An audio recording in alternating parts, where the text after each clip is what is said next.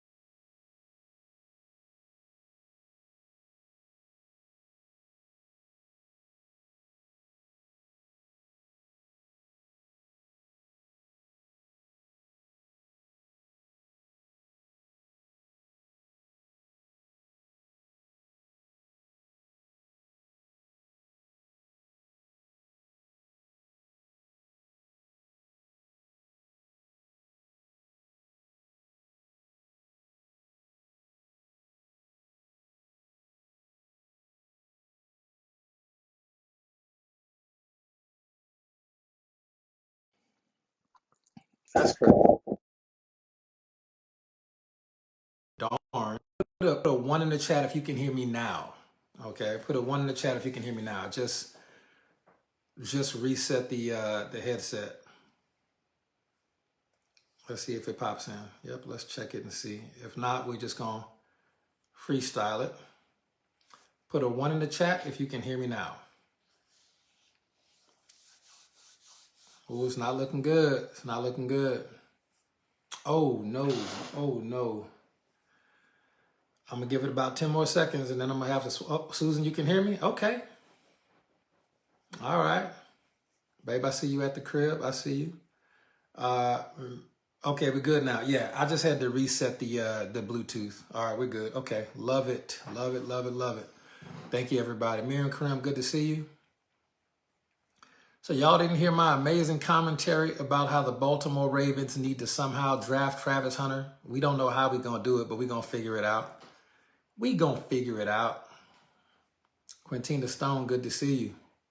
All right, I think we're all right. Okay, okay. Real quick, before we get started, make sure you have your paper and pen. And I'm going to tell you before we even get into the information, ladies and gentlemen, about 80% of people are not going to be... it's just not the right time in their life to hear this information. So I can tell you right now, if you haven't already seen the previous 12 videos that we have done on the Prosperity Challenge, you probably need to hop off this Zoom. Just go ahead and do something else and go catch up on all that and then come back and then come back and then come back to this one in a couple of days, because this is some real, again, very, very interesting information for people to hear. So Nakia and Shauna both agree that Travis Hunter should go to the Ravens. I agree. And we'll take George Pickens too. I like George Pickens from the Steelers. I don't know how y'all even got George Pickens, but y'all need to send him over there too. We need George Pickens and Travis Hunter on a Ravens roster for 2025. I'm just letting you know, next season. Just letting y'all know. Need that. Lillian Corva, good to see you. So real quick, ladies and gentlemen, Orlando, we have submitted the offer. I've already talked to the people in the sales events department at the hotel, and we should be good. But I'm not going to say the name of the hotel unless Simon, cut it out, man. Cut it out. Cut it out. MVPs want to play with MVPs, man. Lamar's an MVP. Travis is going to be the Heisman. Like, come on, man. Stop that. Stop that, bro. And if Shedeur Sanders want a real quarterback to learn from, he should come sit the bench in Baltimore. And then when the Ravens retire, he can inherit an amazing franchise. So, Lucretia from Buffalo, New York. Good to see you. Okay, good to see you. Linda, good to see you as well. So as I said before, ladies and gentlemen, this information tonight is going to be very esoteric, truly profound. It's all scriptural, don't worry. But even when it is directly from the Bible, people still have a hard time accepting it. And that's life, So hopefully, for those of you who are on, about 20% of you perhaps who watch this will be ready for this level of information. That being said, Monday, we should have the everything finalized on the contract with the hotel, the host venue, that we're going to have it in there. We will also have a room block code. So and it's only 1.5 miles from the airport. I think it's less than 1.5 miles from the airport. So for those of you who are saying, no, we're not doing the hotel, we're doing Airbnb, which is what most people do. No, Shador saying it's not going to be a Steeler. His dad wouldn't even let that happen. Absolutely not. Absolute trash. Ain't no way. No, sir. No, sir. All right. We're not even 1.5 miles from the airport. So for those of you who want to do Airbnbs, you can go ahead and safely book your Airbnbs. We even have a backup hotel venue, which is about 1.5 miles from the airport. So even if something crazy happens or if it don't, we will be 1.5 miles or less from the airport, which is really good. So y'all can start booking your Airbnbs now for the Orlando event, which is going to be February 21st, 22nd, 23rd in Orlando, Florida. And do yourselves a favor. If you can check out and fly out or travel out on Monday, great, because Sunday night is going to be super extra turnt for the event if we can go everything the way we want it to go. So we just believe in God for that. Colette, welcome. Good evening. Corey T got the brand new gold. Corey, did you just hit gold? Did I see that you hit gold level this weekend, man? So congratulations to Corey putting that work in.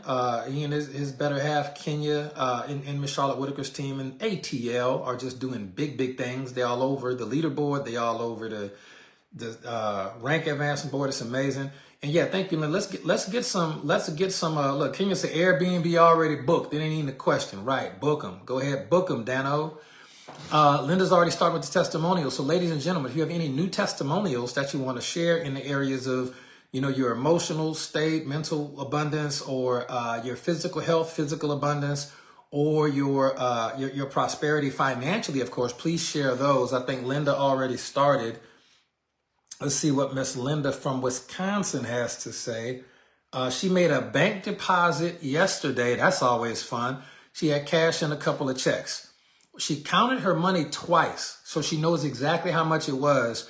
When she gave the deposit to the teller, she said you had an extra $100 in cash. Now that is what I'm talking about. That is spontaneous money creation.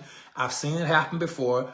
I've even seen people with no gas in a vehicle at all, 0 gas in the vehicle, start the car, and it magically had a full tank. Strangest stuff you've seen has been happening. But Linda with the $100, just spontaneous, unexpected cash creation. And ladies and gentlemen, what I'm going to do, I'm going to give you a statement right now. I'm going to give you a statement and in a second, and it is going to be, I hope it resonates. I hope it's profound as I'm trying to explain it as best I can. And I'll do it right after these testimonials. Shauna won $40. Congratulations. That's always fun. Shauna won plenty of money this week. Let's see. Miss Kanasha says, someone paid for dinner for her and the kids tonight, and she found $20. Love that. Ain't nothing wrong with free food and free money. Missy and them say they're going to be at the Wyndham Resort. I love it. I love it. I love it. Yep. You already got a spot in Orlando. Be there. Let's see. Corey says, yeah, the wife ain't playing with Oh, man. Corey, you married a keeper, brother. Tell you about that. Bread, son. That's wonderful. Terry's going to find out how we roll in Orlando. He sure will. Mr. Terry Hill, come on down, brother. Can't wait to meet you in person. Shauna says she won some cash off the Mike Tyson fight. I'm glad because, man, that was hard to watch. Missy McCallum won $50. Well done, Missy. Well done. In fact, we got a lot of scratch off, folks. I'm gonna give you wait a minute. Nakia, pause. Wait, what?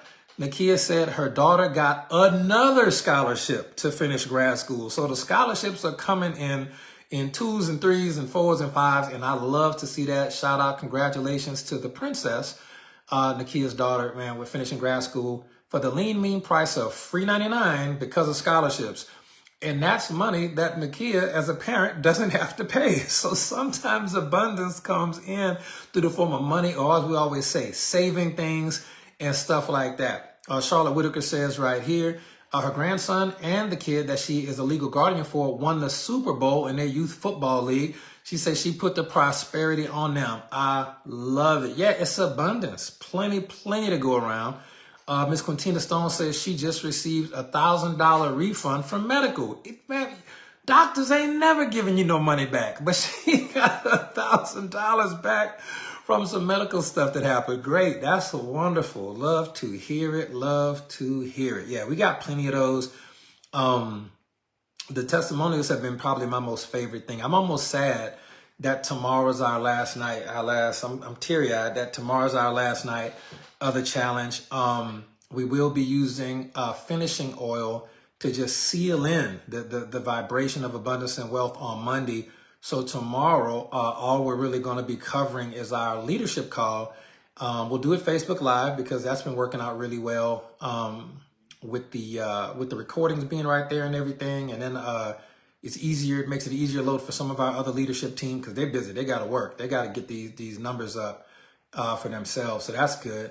Let me see. Coach Seymour says his credit score went up 42 points today. Seymour already had good credit. He must be in the 800 club now. Golly, I love it. Credit score up 42 points. Fantastic. Makes me very, very happy.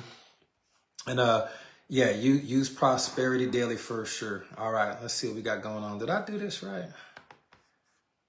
Yeah, I did. Okay. All right, we got a lot to cover this evening. Good grief. All right, so let me give you a statement. And then, quick, before we start with that, I found my testimonial for today. Ed said, oh, no, Ed, we done seen you on the leaderboard, brother. Ed said he's getting way more yeses and sales than ever. Ed, how many custom orders you have this month? I know you gotta be close, 80 or 90 at least, bro. Like you clowning right now, and that's been good. But Prosperity Challenge, Ed, is on a different level. Yeah, Ed, just put in the comments how many sales you have this month. Which man, Coach Seymour said 5 points away from 800. Good man, let me hold something, Coach. Seymour balling. Okay, 81. Ed got 81. Or Seymour, who got 81? 81 orders this month. I got to step up and stop giving away so many enrollments, man, because y'all got me looking real suspect right now.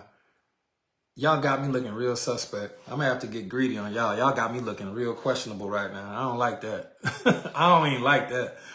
All right, but I got the greatest diffuser of all time. I was showing MJ this. She couldn't believe it because I'm such a big kid at heart. And so this is my newest diffuser. You can't really see the whole thing, but I'm going to just move it on stage. And just know, to give you a hint, it actually walks. And I'm going to just give y'all a hint. I just don't have it walking across the desk. It would step on all the keys in the laptop.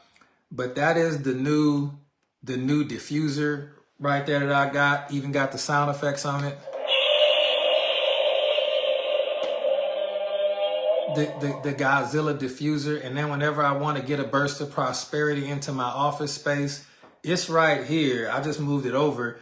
I hit this button, and y'all, I don't know if y'all can really see all of the light up scales and everything. Like, this thing is a whole deal. It's the whole, and it walks too. You know, I'm a big kid, but peep game. I don't know if y'all can really see this properly because the lights are so bright.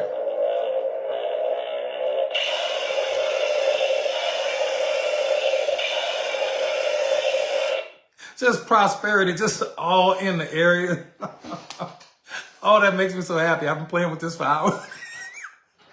I love it so much. Yeah, so it literally walks across my desk over to the laptop, and then the sound effects from the movie are there, and I just got prosperity all in the area. And y'all know me. I was at Target, and they only had 2, so I bought it. They had Target. But don't go to my Target because they only had 2. I bought them both. If they would have had 6, I would have bought all 6. I love this thing so much. It's so fun.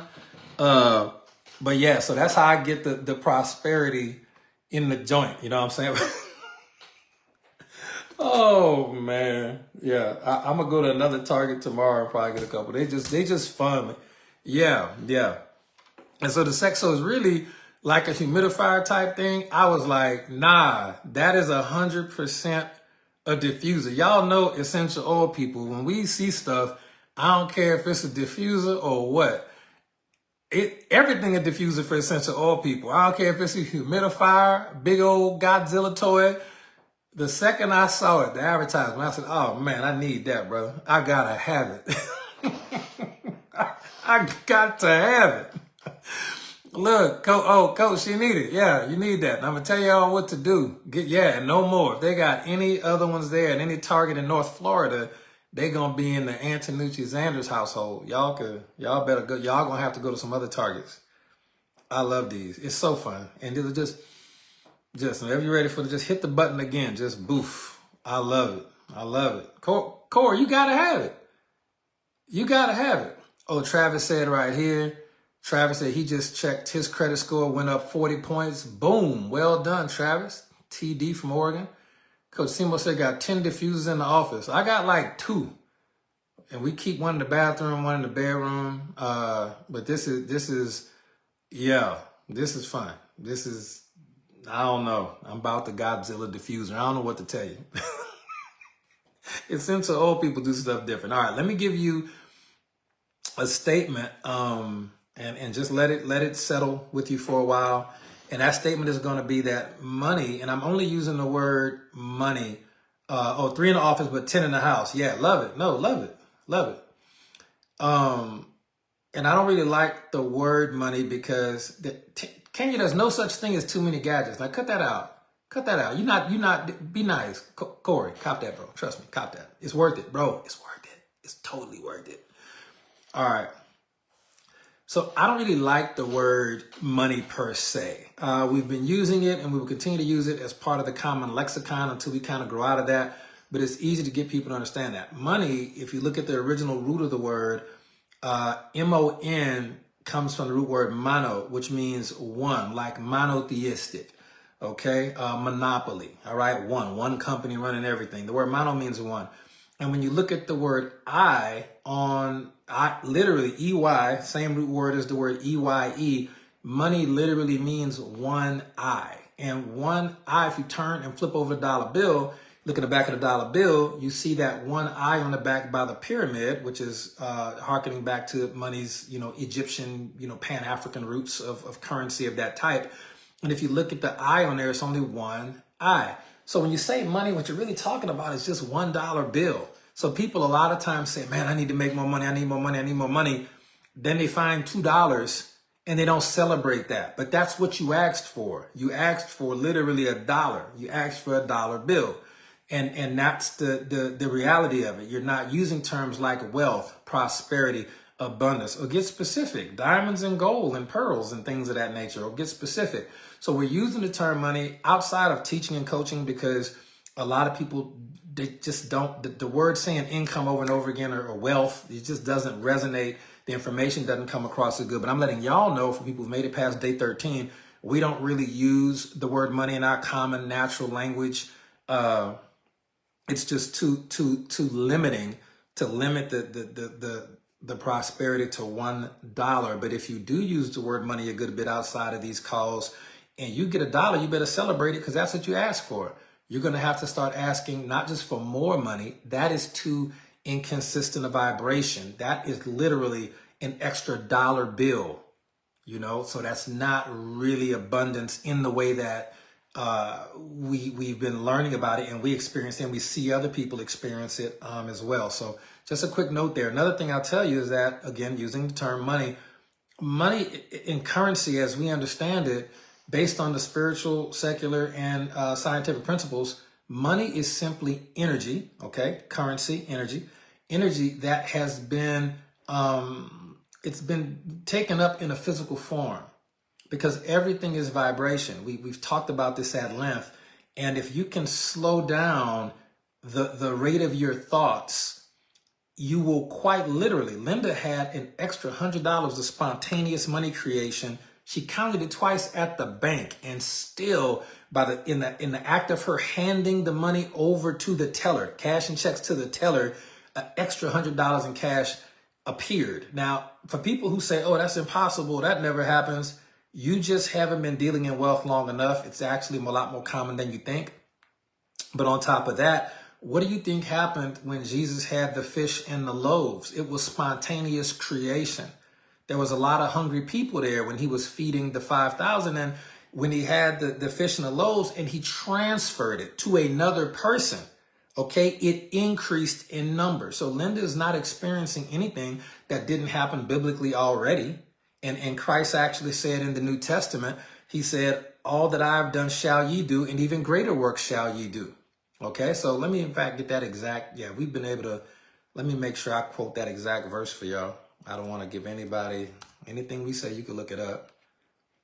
I'm sure it's there, but I want to give you the exact verse. There it is.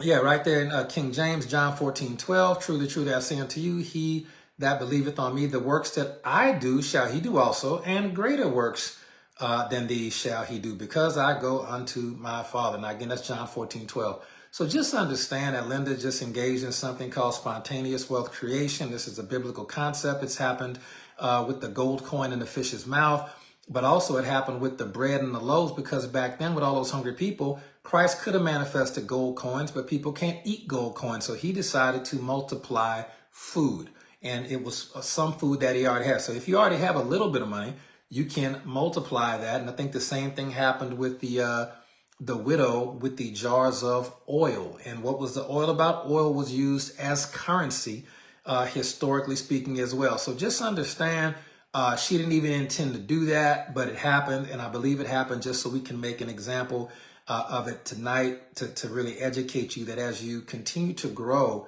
as a person and really understand the law of mentalism, the law of mind, the law of wealth creation on a spiritual, secular, and scientific level, because it's all the same, you'll have things happen like that for you as well. I actually had some new members who joined. I even had some former team members who had left, who messaged me and came back and ordered products, a six-figure earner who left and then came back. But good people, not the crazy, but good people. And so I've been having people just join and reach on sponsor. And I haven't even been doing any active sponsoring this last week, but I've sponsored at least 3, 4, 5, or 6 people, given away 5, kept 1. And it's the Prosperity Challenge is doing exactly what it's supposed to do. But last time we did not have finishing oil as a product to seal in this frequency of abundance for everybody. So we had to do another one of these for that reason. Okay. Let's keep moving down to the information. So that's all money is. Money is just energy that is taken on a physical form. The rate of vibration has been slowed down, and then it's such a frequency that it takes physical form. It's the strangest thing, but that is how stuff works. And it's going to be created either spontaneously, like out the blue, whoof, there it is, or it is going to, more likely, it's going to take on a journey of going through organic channels until it becomes the income that manifests and shows up in your life. Okay, let's look at some verses right now, and just know we're just going to be talking again, wrapping up on these particular concepts with the there are multiple spiritual laws. We've only been dealing with one law, one of the spiritual laws. There's 7. We've only been dealing with one of the spiritual laws this week, which is the law of mentalism, the law of mind. There are 6 others. And until you really get those down and understand where they are in the Bible, it can be very, very confusing. And some people I've seen get led on the wrong track by I'm going to just Google stuff and figure it out. Tough. Because it's just tough. But if you find them, the scriptural basis for it, you're looking at the right ones. And again, you want to see people demonstrate this stuff in their real life, because anybody can tell you anything. You can regurgitate whatever you've heard and even whatever you've read, but you can only reproduce what you are. Okay, so never forget that. Now we're going to go through some verses right now, and I'm just going to bring them on down tie it into the proper behaviors and functions of top earners. We have Deuteronomy chapter 10, verse 17. It says right there, for the Lord your God is God of gods and Lord of lords. Okay. And then it moves on to Psalms chapter 136. Man, there's a lot of Psalms, aren't there, people? Psalms chapter 136, verse 3, which says, oh, give thanks to the Lord of lords, because his mercy endures forever. And then in the New Testament, you're going to see 1 Timothy 6:15, which talks about Christ as the only potentate, the King of Kings and Lord of Lords. And then in Revelations chapter 17, you see him say right there, and the Lamb shall overcome them, for he is the Lord of Lords and King of Kings. Now, and those that are with him are called, chosen, and faithful. Okay, so just understand that part of it. And also in Revelations toward the end in chapter 19, it talks about King of Kings and Lord of Lords again. Now, without going too much depth into what the actual word king means in the Greek, in the Hebrew, just know there are several different words for king in the New Testament, be it Melech or be it Basileus, which is the Greek ones.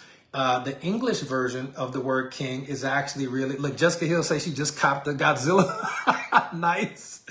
The English word for the word king is super, super fun. And it comes, I'm sorry, not the English word for the word king. The English word for the word Lord is super duper fun.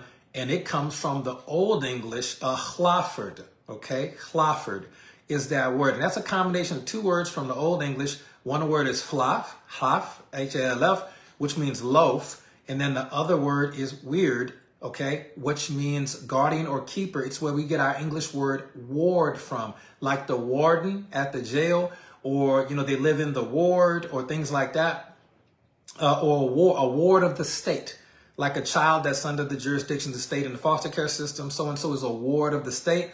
That comes from the Old English word weird, okay? Now, when you combine those words, hlof and weird, you get weird. It's weird, but when you put those words together, it came and created the word Lord. The first half, lo, comes from hlof, and then the other part of the word, rd, came from the word weird, which is, so in Old English, the word Lord comes from literally bread keeper or bread guardian.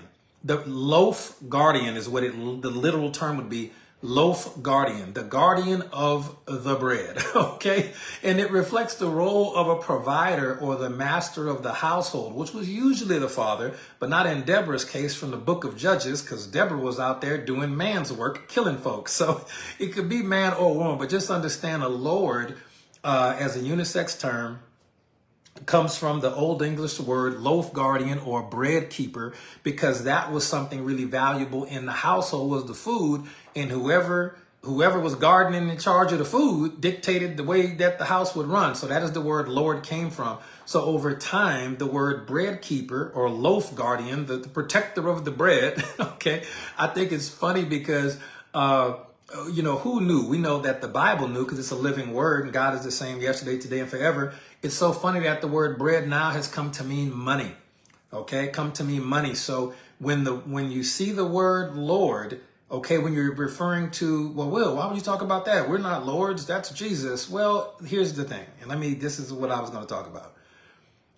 If Jesus is the Lord of your life, and it says in the verses that we just covered, several by the way, it keeps referring to him as the Lord of Lords, capital L, Lord of Lords, small l. You are, in fact, if you're a believer, you are a Lord by default, because Christ is referred to as the Lord of Lords and the King of Kings. So there's a certain amount of divine royalty that you don't know you have if you've ever said, you know what, I'm a follower of Christ, I read the Bible and things of that nature. And again, because we have people from all over the world and all different cultures who are on these calls and watch these type of replays and everything.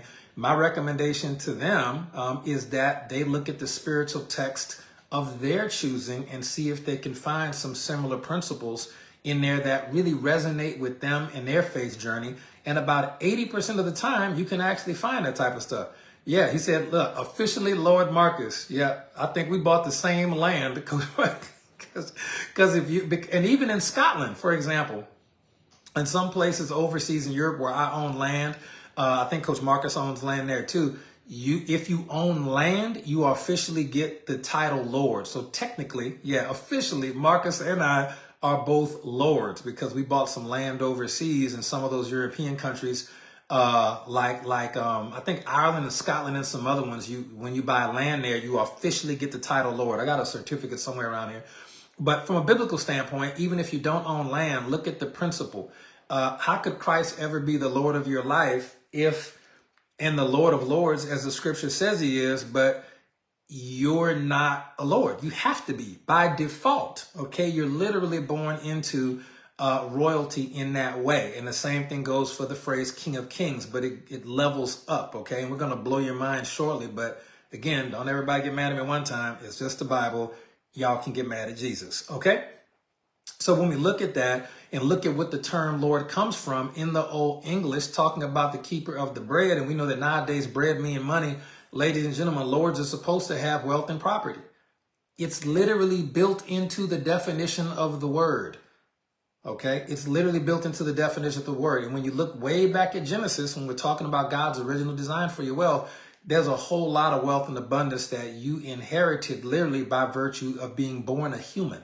There are certain abilities that you have. And one of the most fun things to do is for people who weren't born with anything physical or tangible to learn how to use their mental, spiritual gifts, their God-given superpowers, to use those, awaken those, use those, operate according to universal law, the way God set the universe up. It's very, very predictable, like a machine, and you can manifest the wealth. You can get the answered prayers to have the money and the wealth so that you really are living your truly determined role as a Lord. And that's the Bible. Don't get mad at me. If Jesus is the Lord of Lords and I'm a believer, then by default, I'm a Lord with a little L. And if I'm a Lord with a little L, according to the biblical definition of the word that the writers of the Bible chose, I should have wealth, bread, I should have food, I should have land. I should have some land that I'm the Lord over, period. That's it. And same thing for the King of Kings. So I don't need to really break that concept down anymore, but it should help some of you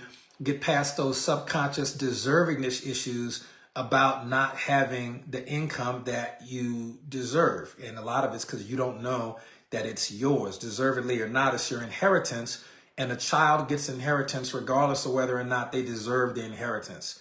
You get it by virtue of who you are and who your lineage is. And we have a spiritual lineage, and we understand that money is a spiritual energy, way longer and way more than it ever was fiat paper currency. And we've talked about that, okay? So now that we move on, we are really going to dive into this one next. This is fun. But before I get into that, let me give you another great tip, because we're about to drop we're going to drop a concept right now that's so heavy. It's so heavy. I even need just a little reprieve before we dive into the concept. Now, delegated authority. That is inherited, delegated, whether like you can reject it. That's the thing about inheritance, okay? You can say no. You can abdicate your authority. You can abdicate the throne. You can voluntarily choose to give up your inheritance from a wealth standpoint. And this is something that will, man, I don't know where this came from, but this is good. This is good stuff. That's why we talked about yesterday with television programming. Okay, we talked about how the television is something designed to tell us the vision. It's like when you turn on the television, it's saying literally, tell us the vision, tell us what to see and what to believe and what to understand and how to comprehend it. And that's a terrible idea. Okay, terrible idea, but people do it every day. And when we get to a standpoint of we're listening to things that are just utterly make us fearful, then we're going to suffer the same fate Job did, okay? And we're going to go back to Job. Let's pop on over here. Job. I think it's chapter 3. Chapter 3, verse 25. Now let's talk about this, okay? And we'll be back on track in a second. We got some fun stuff to talk about, but let me drop some very heavy concepts on you right quick. Job says in chapter 3, verse 25, for the thing that I greatly feared has come upon me, and that what I was afraid of has come unto me. Now notice, the bad things happening to Job didn't happen to Job's friends. Think about that. They weren't even thinking about that stuff. They had to come over to educate him, to remind him of how the law, the Lord, how the law of mind even worked. They was like, Job, why are you whining when you know everything you got, good, bad, and ugly, you deserve all of that? Like, come on, man. They had to really try to talk some sense into him. Some of them anyway. And so the point is, when we look at that Job chapter 3, verse 25, it says, the thing I feared has greatly come upon me. The problem is with TV, and I'm not going to say who it is, but I've heard more than one person say this, is that, oh my gosh, the world is coming to a standpoint. We about to have a dictatorship in the United States, and this, that, or a third. Now, don't put any comments about it in the comments. I don't need anybody's political opinion. My point is this. Me personally, no. Sounds ridiculous to me.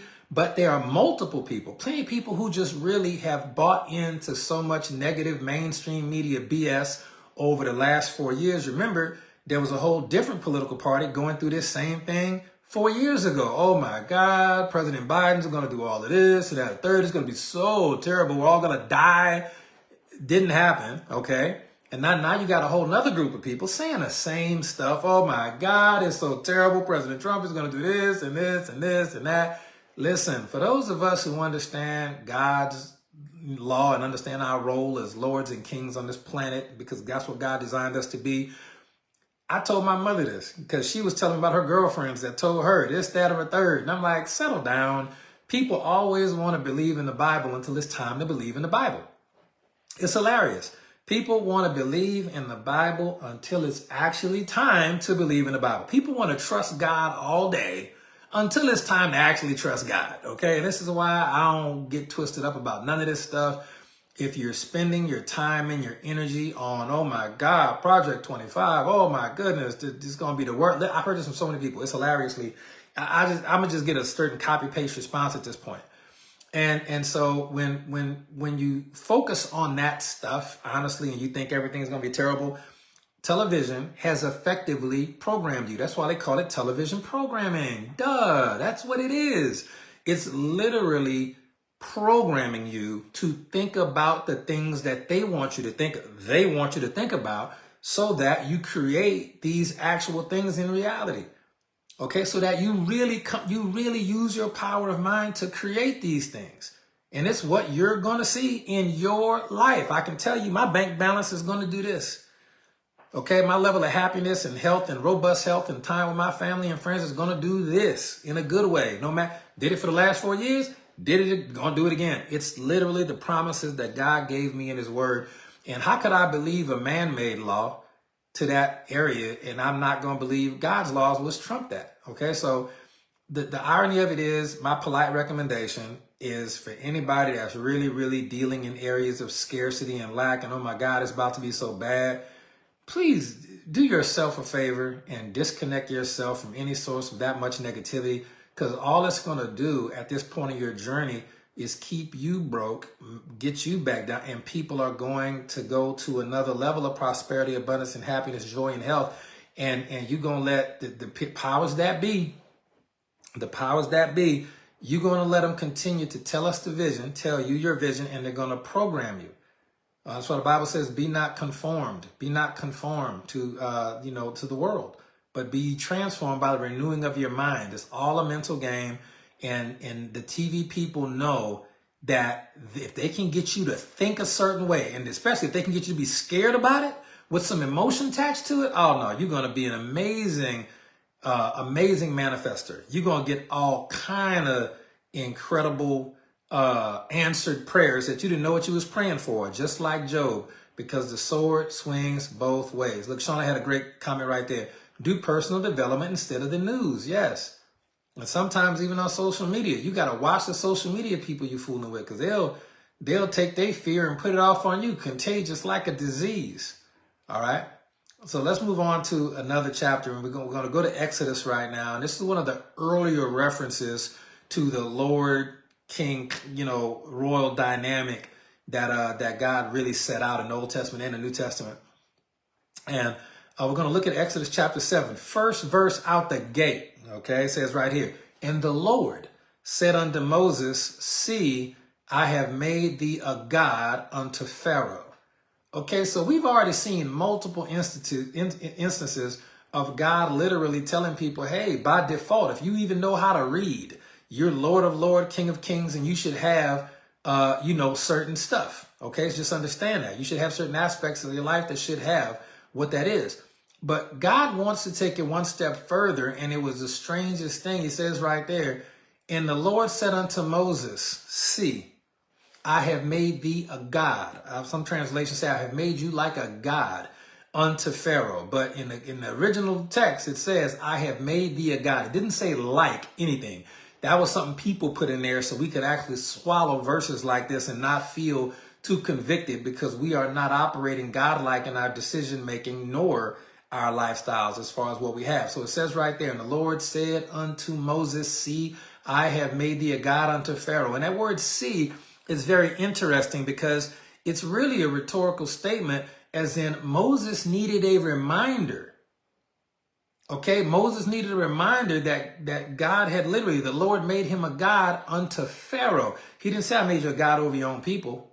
Because the people wasn't paying attention to Moses. They was trying, but they was still backbiting and cutting up and complaining. So no, he didn't make, notice God said to be very specific. And he said, see. And when he says see, he's reminding Moses or pointing out the fact, Moses, do you not really understand what I did to you? This is for you, but you acting like you forgot. So see, like he held up a mirror. See, look at you. Remember who you are. And it says right there, and the Lord said unto Moses, see, I have made thee a God to Pharaoh. And Pharaoh is going to be representative of anything negative, any roadblocks, any people, places, or things or events that are preventing you from getting to your promised land. Now that's the vision. Don't let the television tell you your vision. What does the word of God say for your life? That's a great statement to write down and repeat every once in a while and ask yourself the question, what does God say about that? Man, we got a recession. It's about to be terrible. And black people about to be slaves again because Trump and just crazy, just the most stupidest, crazy stuff I've ever heard in my life. I've heard everything. And you just got to really ask yourself, what did God say about that? I'm pretty sure God's children already been enslaved for 400 years. I'm pretty sure we good now, y'all. I'm pretty sure it said 400, not 800. I'm pretty sure. And so what you got to realize is that you are, according to God's original design for your life, a God unto the circumstances that are preventing you from fulfilling the vision for your life. You know, you're co-creating with God. It's just what it is. Okay, see, I've made thee a God to Pharaoh. So when people say that, don't be offended. Oh no, Will Zander said people's God. The people is God. No, I'm quoting the scripture. It is scientifically validated from a standpoint of you are able to create your own reality. All the science says that. Secularly, even people who ignore the word of God still use these spiritual principles on purpose, on accident, all the time. And they're just gatekeeping a lot of times. But you have to start to become more comfortable with your role. You don't have to accept it all yet. You might be like David. David didn't become king till years after he found out he was going to be king. Sometimes it takes that much time for you to grow up and grow and mature in your decision making and your posture and how you believe and how you see yourself. Right, Marcus said it, we have made his own image. So this is a natural outgrowth because he said in Genesis, let us make them man and woman in our own image. So it was more than one designer right there with God, Christ, the Holy Spirit. Some people say the word was there. But the point is, this is a big process taking place.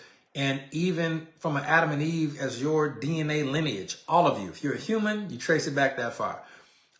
You're going to have a certain amount of divinity, a certain amount of just royal lineage that you're not taking advantage of, and you should, okay? Because why else have it? And part of God's original design for your life. Now, that being said, oh yeah, people unfriending people, oh yeah, all kind of crazy stuff happening with that stuff. But we don't need to do all that here. Now, right there, it is strange that people think that because the Lord said to Moses, you got a lot of people think that, oh, that's only for Moses because he was special. Like, oh, the only, family multiplication travel anointing was for Noah and Jonah. No, not at all. Those are examples. And then if you go to Psalms 82:6, okay, here's a scripture here. And it says, talking about God speaking, when God says, I have said ye are gods and all of you are children of the Most High. Now, that is a very, very heavy statement. A lot of people, pastors included, will water that down and say that's not what it means, when in actuality, it is. If you ever do the research, it really is. Now really think about it. Yeah, everybody literally is special who wants to take ownership of that royal lineage that you're born into in your life. But it says right there, I've said ye are gods and all of you are children of the Most High. I've even heard people say, oh, well, that's Old Testament. It's not like that no more. Well, if God's the same yesterday, today, and forever, pretty sure it is. But let's go ahead to when Christ is speaking in John chapter 10, verses 34 and 35. And they're criticizing Jesus about several things. But again, haters gonna hate. And Jesus replies, it says right here in verse 34, Jesus answered them, is it not written in your law? Again, we're talking about law again. I'm talking about law all week. Is it not written in your law? I said, you are gods. And if he called them gods, unto whom the word of God came, and the scripture cannot be broken. So Christ really had to double down in one of the later books in John, Matthew, Mark, Luke, and John, in one of the synoptic gospels. He really had to double down on God's original design for you. So for you to be a Lord and a God literally, or a king, or then a God over your own issues, as he said, not a God over your own, or over your people. That's crazy. But no, a God to Pharaoh, a God to your the circumstances, people, places, and things that are preventing you from, being fulfilled and achieving the goals that you want in life. You have your own personal promised land, which you should design, starting with your top 10 reasons why, expand that to top 20 reasons why, and really draw it out, flesh out the concept of exactly what your promised land is. And then you can understand why it's so important. Okay, why it's so important for you to learn how to handle things, to get rid of the pharaohs in your life, which are going to be the things that prevent you from achieving. And then you'll be able to, settle down and really enjoy and see the goodness of the Lord in the land of the living. So just understand that. And the only things that separate you from top earners is what you say and do, and when and where and how you do it. It's really all behavioral. It's not really about any physical lack of abilities or skills at all. And so with the knowledge that God gave you and designated you for divine royalty, it's really up to you to see what you do with it. Okay? Now, finishing up, just understand this. Start to conduct yourself as a top earner now, or as a Lord, okay? Or as a king, or even as a God, little g. And you got to think about, from this day forward, there are certain things that kings don't do. Certain things that queens don't do. There are certain things that lords simply do not do, and there are plenty of things that gods, little g, that gods do not do. It's what the book said. And I know for some people it's very difficult to accept that concept that was laid out in Psalms and Exodus and John, the book of John as well, that you quite literally are a god, a little g. It's a hard thing. No, I couldn't possibly be me. I get it. But this is simply what the book says. So you can't choose to cherry pick and, well, I believe this, but I don't believe that, especially when you're looking at New Testament work. Okay, so just understand that. You'll be all right. But that's the nature of who you really are as a person, and what you choose to do with that information is up to you. Because if I was related to Elvis Presley, which I'm not in no tangible way, I would go straight to Graceland and, man, let me in, man. My uncle had this spot. Get out. I ain't paying no money. I'm coming in and cut him. Auntie Priscilla, where you at? Even if Priscilla Presley's still alive, come get me up front and fire these bums, okay? Just fire them. Yeah, I don't post this stuff or to debate this stuff back and forth with social media. Yeah, kings don't do that, all right? But that's what I would do if I really wanted to, move in that general direction. Now, hear me out. Excuse me. When we're talking about kings and gods again and lords, let me give you this. And this is going to be personal for you, because your vision is something you create for you. And again, without a vision, the people will perish. So you have to have that type of thing. Yeah, you make decrees. Okay, once you send out a certain thought into the atmosphere like that, a decree has been made. It's up to you to not mess it up. All right. So every decision you make from here forward will be what we call on-road or off-road decision. Every single one of them. For example, if I were to go eat 6 pieces of cherry pie right now, that would be a decision that's off-road. I still can see the vision that I have for my life, but that decision was pretty terrible. And because that decision wasn't a good decision, it took me off the journey, off the path. And then I got to get back on the path. Because if you're looking at a straight line and this is where we're going, and then I make a decision, I eat too much or spend too much or spend money on stuff I don't need or anything like that, if that's my situation, I have to turn off the road. Because the road to where you at to where you want to go is a straight line. It's a straight line. And if you don't want to do that, you want to deviate, you're going to have to deviate pretty regularly. Okay, let me know if that makes sense. And every decision, you can put a 1 in the chat if that makes sense. Every decision you make from here forward, every decision is going to, positively or negatively impact your chances of achieving your vision for your life. Okay. So what we'll do now as we wrap this up, we know that's a super, super heavy concept. We make decrees. Exactly, Coach Marcus. Super, super heavy concept. Let me wrap up by giving you just a quick refresher. Does anybody have any questions? And just remember that the prosperity was taken every 4 hours after you woke up. So it's going to take in once on the first hour when you woke up, but after that, all right. Let's see. I think we're good. No questions? We're good. Okay, we'll just run over through the prosperity again. And we're using this. Tomorrow is going to be the last day for prosperity, which is Sunday. So make sure you're getting your applications in today every 4 hours, give or take. And in the morning, remember, prosperity is getting applied to the temples, and breathe real deeply, especially if you have sensitive skin. Use a little bit of diluting oil, like some jojoba oil, coconut oil, just a little bit of diluting, or delete it so it doesn't really hurt your skin. Okay. And then 4 hours later, you're going to be applying 1 drop of prosperity on each wrist. Okay. The plus points. Inhaling, we talked about that yesterday as well. Afternoon, 4 hours later, 2 p.m. And then again, 4 hours, 4 hours later will be about 6 p.m. And then another 4 hours later, the 6 p.m. or the 7 p.m., whatever it is, the fourth block of 4 hours. So if you wake up at 8, first uses of essential oils, then 12, first use of essential oils, then 4, first use of essential oils, and a third use of essential oils, and then 8. Okay, so 8 is going to be there, and you can easily go back over that. You can easily go back over that and make it another session. You totally can. But here's the point: if you get that down,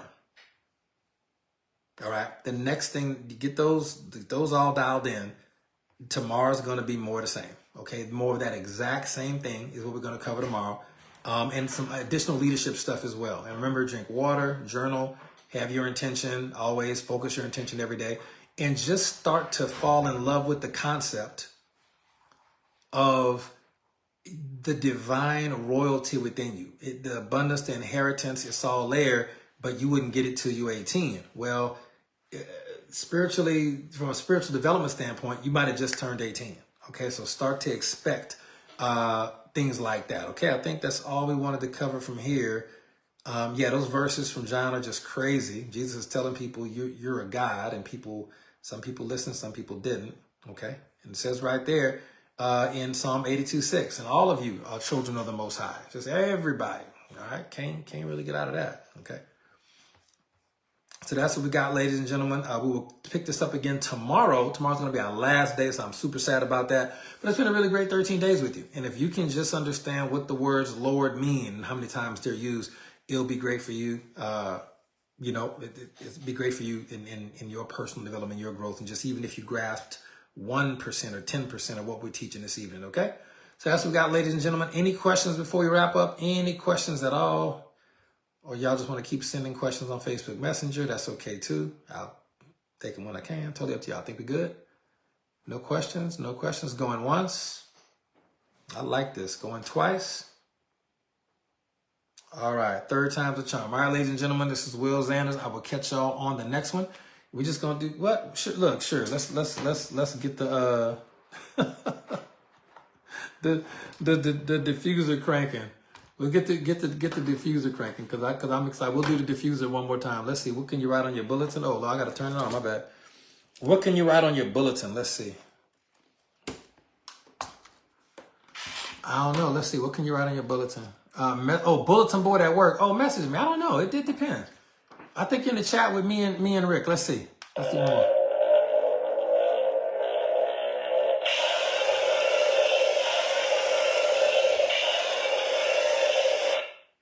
Amazing. It never gets old. Oh, man. All right. We good. No questions. We good. All right. Yeah, you don't have to run and post this stuff on you. You tell your family about half this stuff and they don't have the background. They're going to be mad at you. Oh, my God. Twyla was running around saying that the Bible says she was a lord and a guy with a little G and a king, and that stuff was crazy. She done lost. She in a cult. People will, if people don't have the proper foundation for the information that we give, they would rather just see you with the results. They'd rather just see you with the results and ask for money, as opposed to educating you. Of course, getting educated and getting this down. Okay, got it. Message me on Facebook, Stephanie Wilcox. Make you have to go buy one. Kenya, you should be buying one for Corey anyway. What do you mean? What do you mean? Yes, you should definitely get one. I like it. It's best diffuser I've ever had in my life. Just whenever you need a shot, you just hit that button. All right, man. No, I appreciate y'all so much. Thank you so much, ladies and gentlemen. Good night. God bless. I will see y'all tomorrow. I'm sad it's our last day, but we saved some of the best information for last. Don't worry. And we will be sending you out with some homework about certain steps you can take and keeping the main thing, and certain, yeah, everybody can handle it. You're right, coach. And certain steps you can take to really build out your network marketing business from a structural standpoint. So we're going to do some good secular structural work tomorrow. We've been in the esoteric for a while. Look, Jessica said hers is going to walk through the office spraying prosperity. Yeah, Twilight said they're not getting them lives. Yeah, I know it's some different information, but God is good, and we're gonna just keep trying to make sure that we have the proper foundation of growth and personal development, so people really understand where our blessings do come from. It's easy for them to watch you. Our new $25,000 earners, the new $50,000 earners, the new $100,000 earners. I think we got probably three more that'll be 100K within the next 60 days or so, which is exciting to see that happening. And it's a product of a process. We're part of a system. We plug in and we make the magic happen. It's easy for people to see the results. The $500,000 earners, the $1 million earners that we have as well. It's easy to see the results and go, okay, I want to do this, but not understanding that the reason why we have the success we have when other network marketing companies are closing and going out of style and just washed up and they just started, it's all going to be, us having a heart for people. There it is, Nakia, in all thy gettings. And we really do acknowledge God for all the good that he's done, even when stuff isn't going the way that we think it should go. And that's going to be a surefire way to know that you're being tested and you got to, this is good. You're going to have to pass these 2 tests. Let me close with this. Wow, Nakia, I'm glad you said that. You just triggered something in my spirit that I need to share with somebody on here. Okay. Now, when you are doing everything you need to be doing to build your business, to build a wall of financial security around your family that nothing can get through, when you are absolutely fed up and tired, just tired of watching other people on the Travel Channel, you want to be on the Travel Channel. You want to be the person going on 6-month vacations twice a year like we do it. Okay. Some of y'all will get that tomorrow. But when that happens, there are going to be some tests that are going to happen. And the rejection that you get in network marketing and building your business and people saying, oh no, you're not going to make it. That's just one level of rejection. If you can't get past that, you definitely not going to have the other stuff lined in. But then when you get past that test, when you keep recruiting and you making the magic happen, you retailing, you hitting some ranks and you making some money, you getting your rank up, getting your commissions up, getting your royalty income rolling, you're going to encounter another test. Okay. And listen, these are 2 tests. They can, one of them can come first, the other one come first. But these next 2 tests, the first test is just all the rejection and the lack of people understanding what this industry is. But in my experience of being a multiple $1 million earner at this point and helping other people make hundreds of thousands and millions of dollars if they so choose, I've noticed that these 2 tests always pop up after the inherently rejection test. Okay, these are the next 2 tests. Test number 1, it is going to happen. It is going to happen. If you get up to a certain level, nothing's going to work. It's going to be a test. Like you're doing everything you're supposed to do, everything the coach is telling you doing. You ain't missing no Zooms, you Facebook Live, you ain't missing no events. Nothing is working. When you know for sure that you are doing everything that you're supposed to do to get to the next level and nothing is working. You could be doing the exact same thing as somebody else that joined the company at the exact same time as you. They plug into the training. It's working for them. They're going diamond.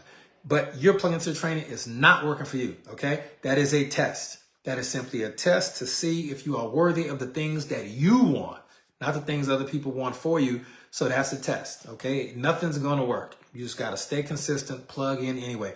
And then the third test that always pops up is just as brutal as the other one.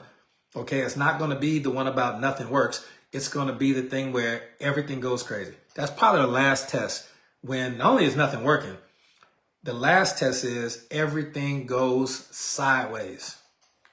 Stuff start breaking around the house. People start quitting the team, this, that, or a third. It has happened. Everything goes wrong.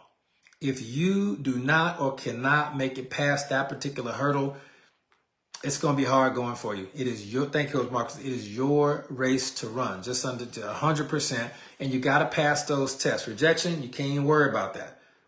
You cannot worry about rejection. It is what it is. You're not getting past that. Get it over with. The other test, nothing's working. Just pass that test, be footloose and fancy free, even if nothing's working. Get some things taken care of, square it up in your personal life or around the house and get back at it. But if nothing's working, but you're doing everything and you know you are, that's important. And last but not least, ladies and gentlemen, if you're doing everything and everything goes wrong, everything goes sideways, everything goes wrong, okay, that's going to be another test. Do your best to just persevere mentally past that. And then the person who is, the Grease that's going, got it. It's going to happen, especially for my new members on our teams. It's going to definitely happen. But that being said, y'all did great. Great call tonight. I appreciate y'all so much for tuning in. We will do it tomorrow. I'll get y'all the times posted as always. And if you can't make it, it's okay. We can have the replays up and rolling, but you got to pass those tests. Because Marcus said it was 2020 and 2021. Yep. Got to pass those tests. When nothing's working and literally everything's going wrong. Everything's going wrong that could, okay? That was a great times to be involved in this industry. And we'll talk about why that is tomorrow. And we'll also get you a little bit more comfortable by having our step-by-step process for you to take your business to another level by applying the spiritual, secular, and scientific laws of wealth and abundance, okay? So thank y'all so much for your time. Appreciate that. Be ready to pass those tests when they come. Pass those tests, stay strong, persevere, push through, and it'll always work out. Always does, okay? Good night. God bless. I will talk to y'all on the next one. Thank y'all again for tuning in. And look, that's network marketing. I didn't even get paid to talk about the Godzilla diffuser thingamabob, but people running out and buying them already. Everybody or most people do network marketing every day and just don't get paid. All right, so keep network marketing, keep building your businesses, keep plugging in, and I will see you all at the top. Thank you so much. Y'all have a good night.